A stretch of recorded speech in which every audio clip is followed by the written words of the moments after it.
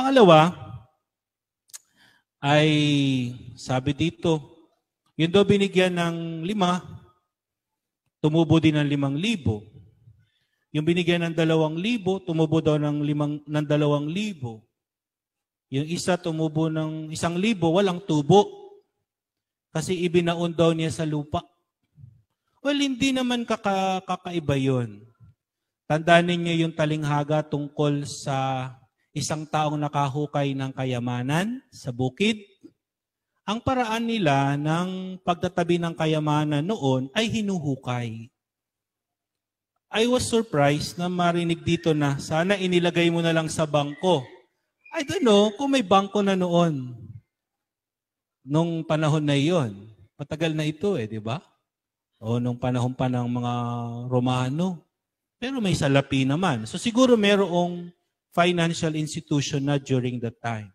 Kasi meron ng komersyo o travel. Okay, kasi natatakot siya na baka nakawin. Baka mawala.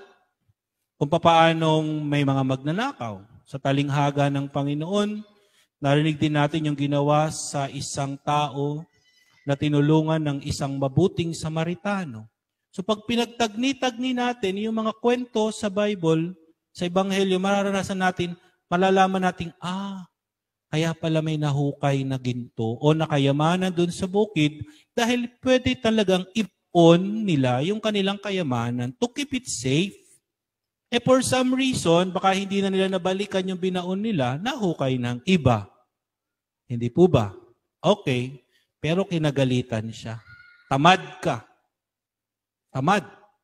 Anong relation noon dun sa binigyan ng 5, tumubo ng 5? Sabi mo, ba't Father hindi tumubo ng 10, ng 15, ng 20? Ang tagal daw nawala nung Panginoon.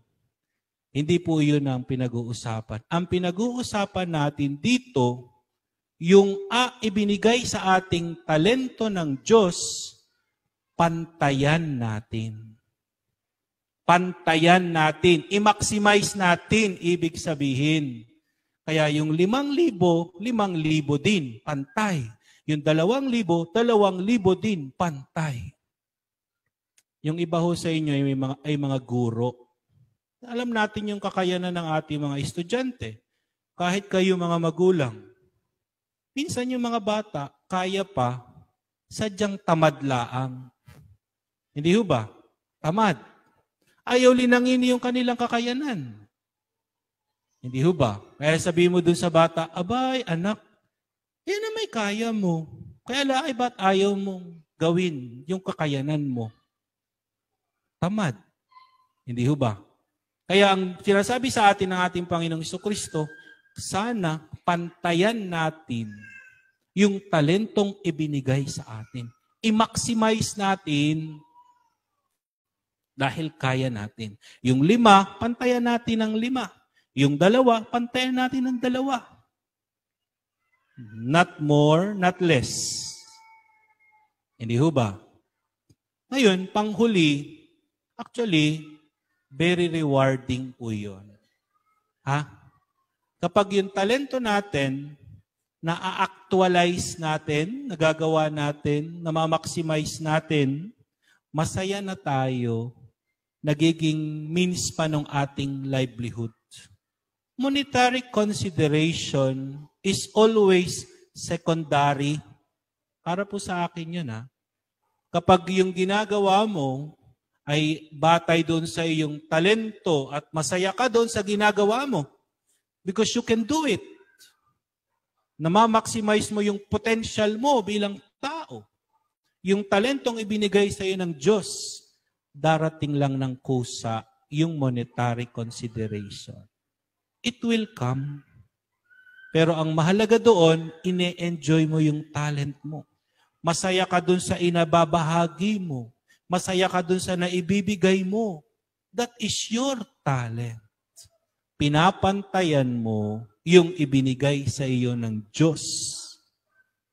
Okay? Kung gaano ibinigay niya, ganoon din yung ginagawa mo.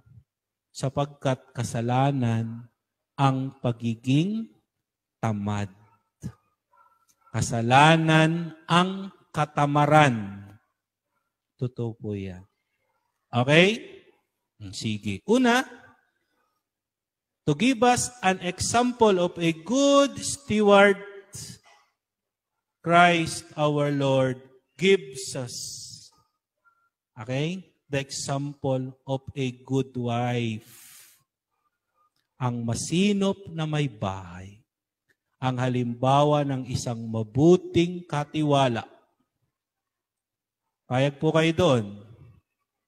Oy, parang hindi. Ay, paano yun?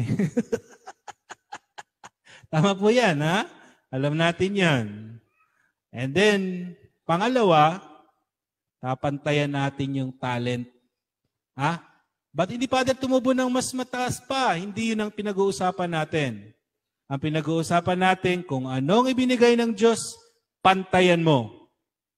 Pantay. Kung 5, gawin mong 5. Kung 2, gawin mong 2. Iyon ang kaya mo. Huwag kang tamad.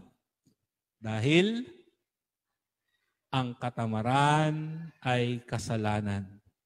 Panghuli, mas mararamdaman natin yung reward. Hindi monetary consideration.